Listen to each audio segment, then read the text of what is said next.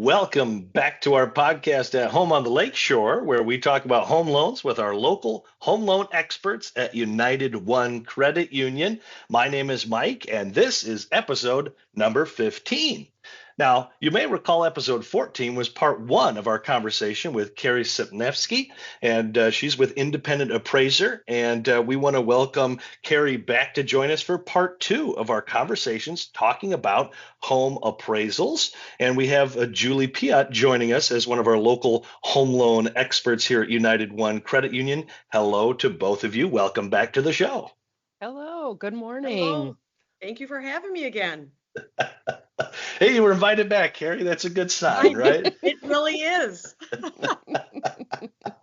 Well, we were just having such a great time conversing about home appraisals and going into so much of that information. And I know that our listeners are going to want to hear more. We have more questions that we want to ask and more stuff that we want to cover with you. So thank you very much for rejoining us again. So before we dive right back into that, though, we know we have to stay with tradition. Julie, it's your time to shine. Go ahead, lay one of those famous Julie jokes on us. All right, are you ready? What is I'll a ever be. Mexican? Mike. Sorry. What is a Mexican dish that snowmen like? Burritos. Oh my goodness. Oh boy. Again. Well, it is January. It is cold. It is wintry out there. Okay. All righty. I know.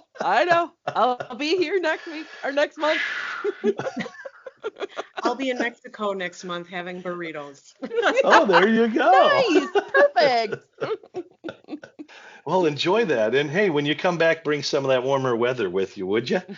I'll try. It'll be February, so that's always time to bring warm weather back. Yes. Yeah, we'll be ready for it for sure.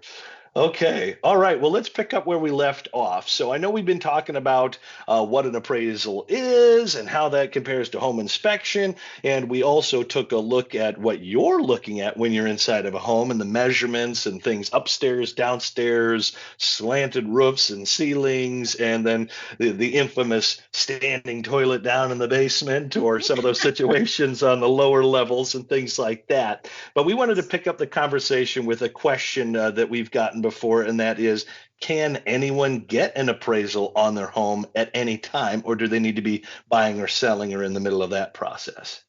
No, anyone can have an appraisal. I am available. There are other appraisers in town. If you find them through your lender that maybe recommends, or a real estate agent may recommend, or you might just find us with a little Google search.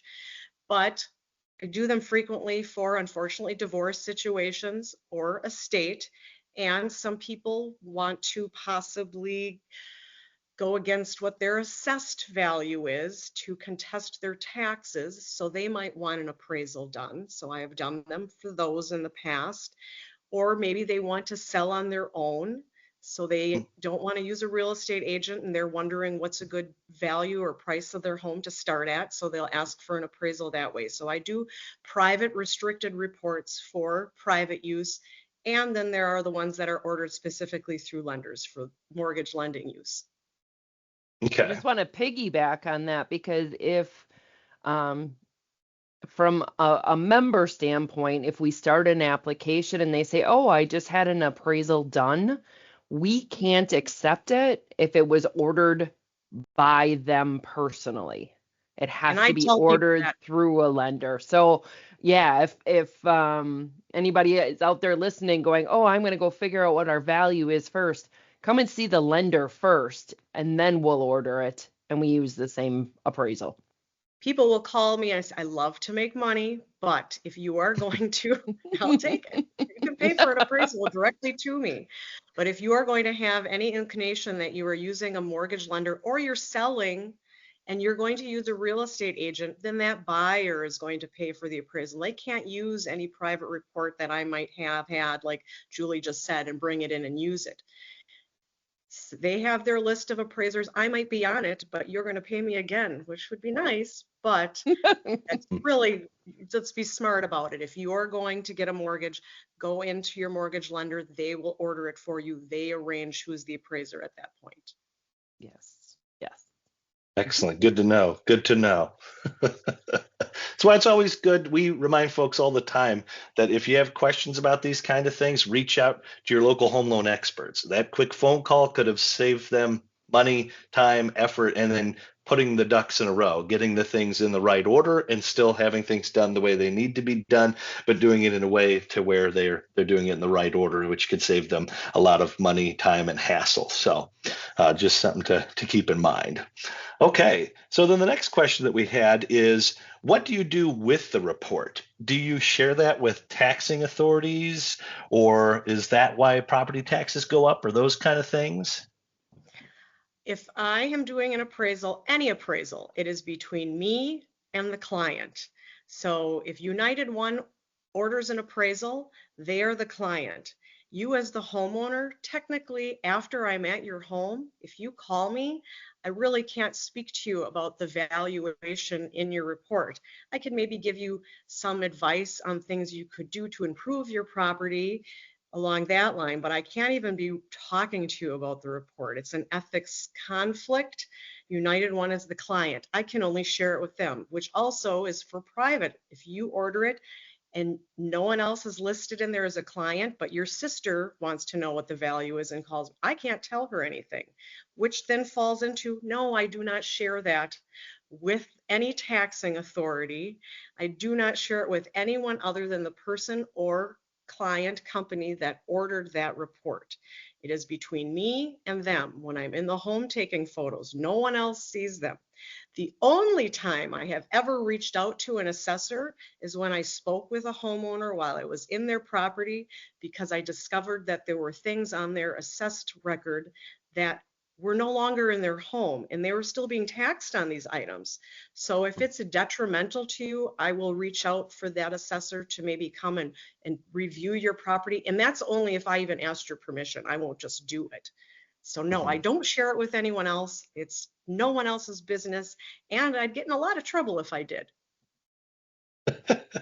So if your property taxes went up, don't blame Carrie for that, right? No, there's assessors and appraisers. It's a different entity.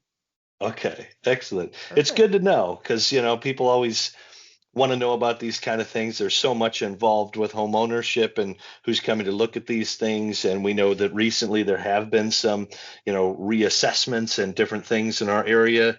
Different municipalities have done that in different communities. So thank you for clearing that up for us. So, yes. Yep. All Thereafter, right. your home values rose. So your taxing property entity wants to get their little mini money too. Yeah. They do indeed, with all the values continue to go up and they want their their share of that. That's Um, right. the next question we have is, people often talk about curb appeal. That's very popular when we're looking at these home and garden shows and this programming online and those kind of things. So does curb appeal really, is that something that makes a difference when you're making an appraisal on someone's home or property? It really comes down to condition of items when you're talking curb appeal and the size of your home. Painting your front door red or yellow or whatever is the next thing that they have on HGTV that says it's going to raise the value. No, that's not a value type thing. It's even like a paint color in the interior of your home. It doesn't change the value. But curb appeal is the thing that draws a buyer in, right?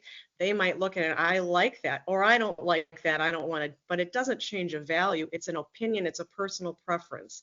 I've been in many homes where they have a koi pond and it's beautiful and they have pictures that the real estate agent is marketing and looking. But what if I don't want to take care of koi? I don't want to deal with that pond. It could actually be a negative. So curb appeal is very, you don't want your house to look run down and that it's a lot to maintain with overbrush and weeds around your home and things. But when you're talking about the actual structure itself and items that have to be, if they're nicely maintained, that should be enough to do it when it comes to value. Mm. So Carrie, when you mention the koi pond, I think of pools or Mm-hmm. sometimes fencing and that type of thing. Of course, pool might have different value, but just because I put up a fence doesn't mean that's gonna be $10,000 worth of value because that's how much it cost me to put it up. It is not because I'm looking at other homes similar to what yours is. If it's a ranch style home in a certain area of the city of Manitowoc, I'm looking for other ranch style homes that sold in your neighborhood or very close by in the city of Manitowoc. And if I have two homes, one without a fence and one with a fence, and there's really not an indication that somebody paid X amount of dollars more because of that fence, it's not an adjustable item. It's nice. Gotcha. I as a person, I mean, I have a pool. Sometimes my husband wants to fill it in, right? You deal with it. It's another thing to maintain in your home. So it's when I'm looking at other home, what is the values? You might love it, but someone else might not. Like the koi pond or the fence. Some people like open Gotcha. spaces or a lot of trees in your yard, and they love all the apple trees and the hardwoods, and they're beautiful. I am not a forestry expert. I cannot put value on trees or items like that. And someone else might also look at it if they're market and say, I don't want to rake. I don't want to deal with that. So it could be a negative. So it's kind of a wash Sure. sometimes when it comes to these items. I say do what you're happy with. If this is your home and you want to be in it and you have the money to spend on items that you are going to put into the home to enjoy, then do it for yourself. Don't worry about me. But if you're thinking this is a quick fix to turn around that I'm going to flip it in a year, which our market did change a little bit, but some items can be quite hefty and they don't translate back into value in a short period of time. Makes sense. Yeah, that Mm. makes That sense. helps. Yeah. Mm-hmm. Yeah. Definitely. Definitely.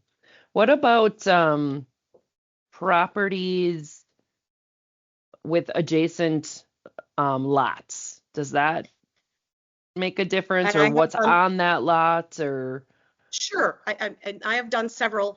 It really is it, are they two separate lots? Can one be sold off separately? That that's a could good be a Mm. question. value Yep. raised because I could sell that off separately and gain more value to my pocketbook if I don't need that excess land. And sometimes it is excess. Again, you're looking at I'm going to try not to compare your home to something with a little teeny tiny lot versus something with a half-acre lot. Or if I'm rural, I'm not going to try and take a 1 acre, 2 acre property to a 15-acre property. Those are Mm. different markets. And sometimes you cannot Yeah. find a comparable sale that I I did just do a city one that was a larger, almost a 3 acre lot, and nothing had anything near, not even an acre. So is that excess? Does that necessarily add value?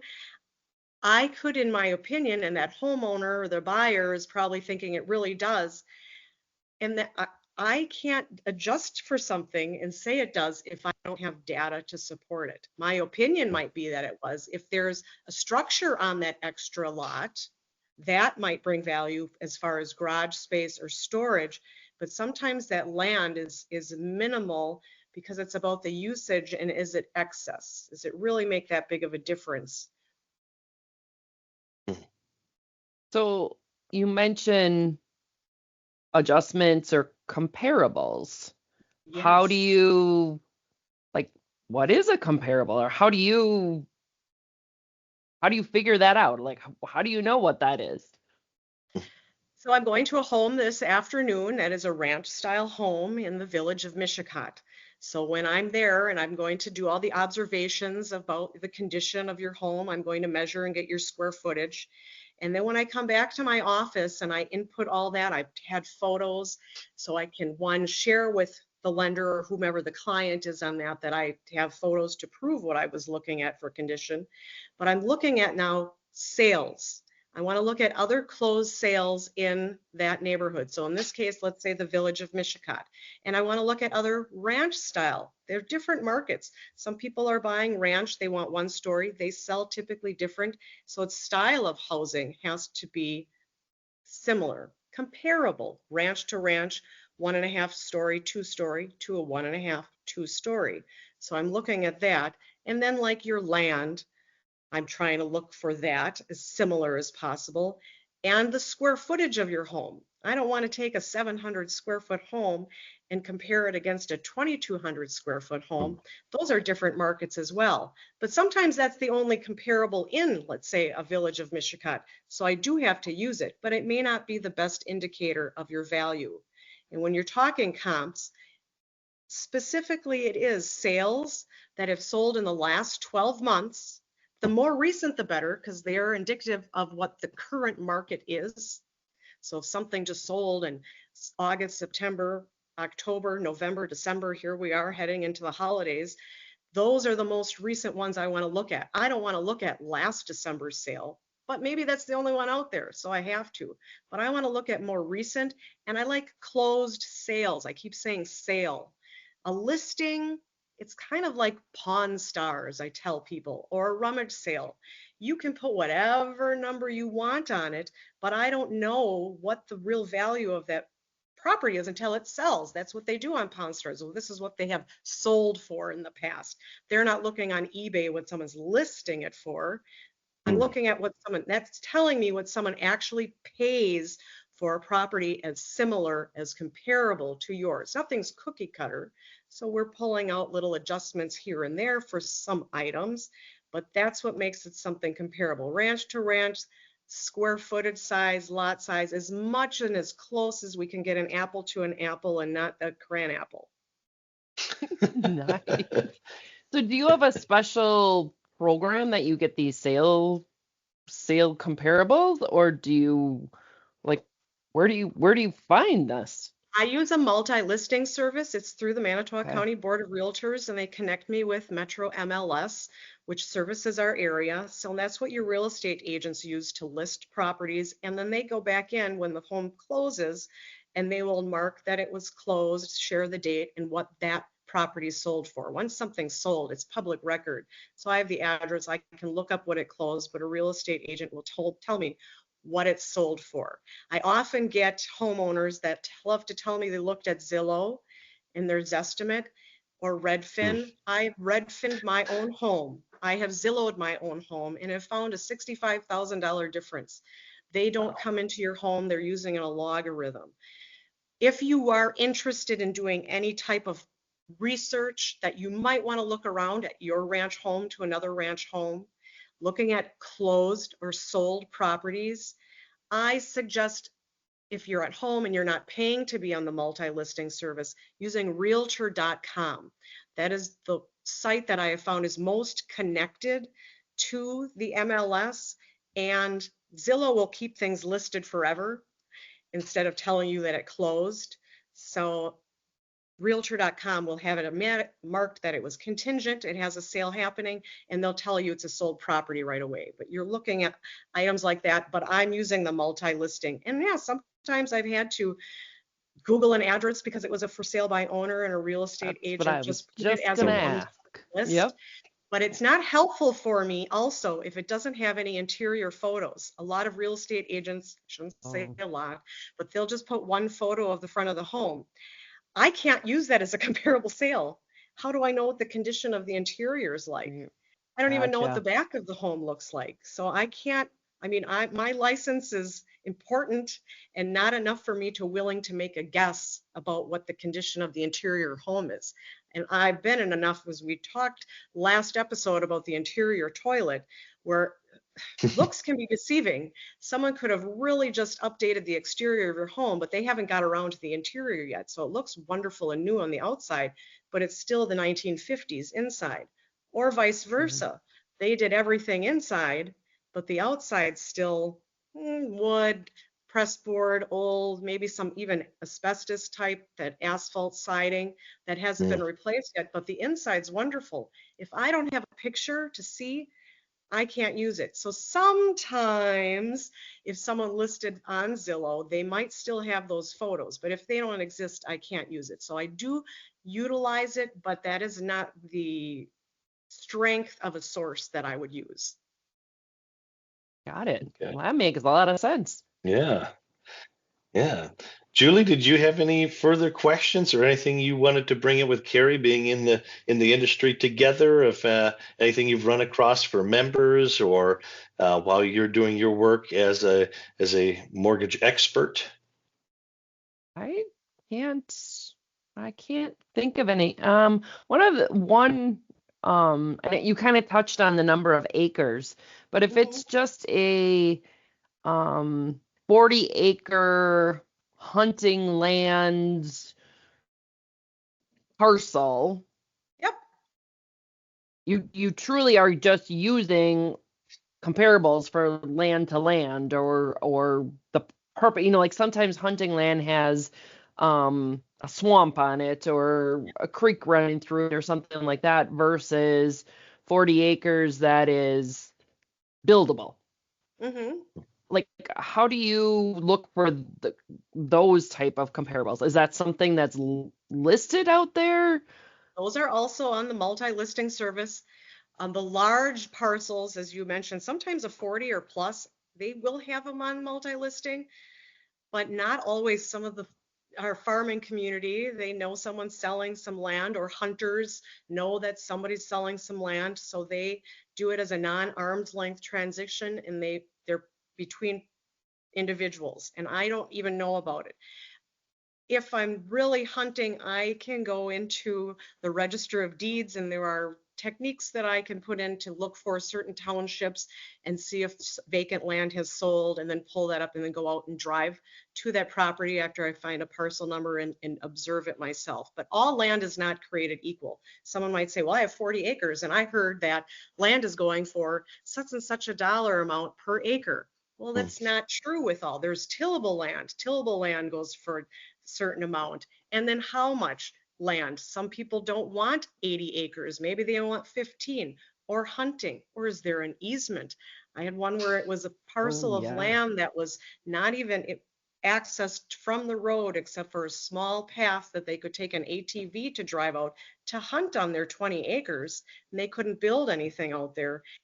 And somewhere along the line, it was valued previous to myself that it was buildable and usable. And when they were trying to, which you can do a revision request or a request for an appraiser to revisit the value and provide some comparables that you feel as a homeowner or that property owner might have been better than what the appraiser used, and I have to review them. But the ones I was getting for this land were all buildable, they were tillable, they were on the land. They don't compare the same. It's Sure. I had to find other ones that had some type of easement, some type of building restriction. So I'm looking at zonings, I'm looking at wetlands, all of those things I'm pulling out. So all land isn't equal also. Very good. Yeah. Love it. Wow. Lots of great stuff, Carrie. Thank you so much for your expertise and sharing that with our members and with our listeners to the podcast here. Do you have any closing thoughts or any final statements you'd like to make before we wrap up today's episode? I mean, I will say I'm coming into your home as an appraiser. I understand it. I'm invading your space, and it is one of your largest investments. Just be honest.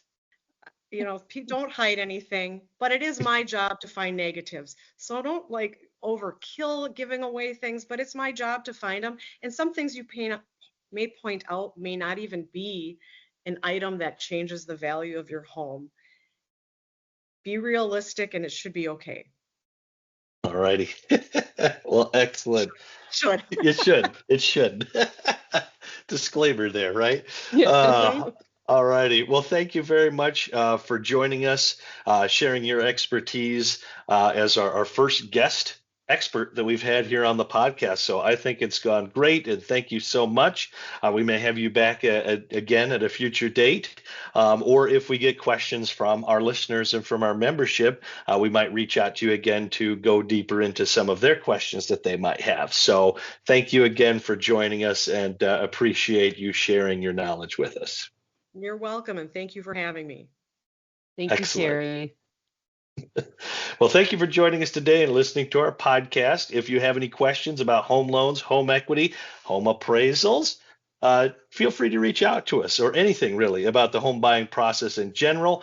You can contact us via email at homeloans@unitedone.org. We'd love to highlight and answer your questions in a future podcast.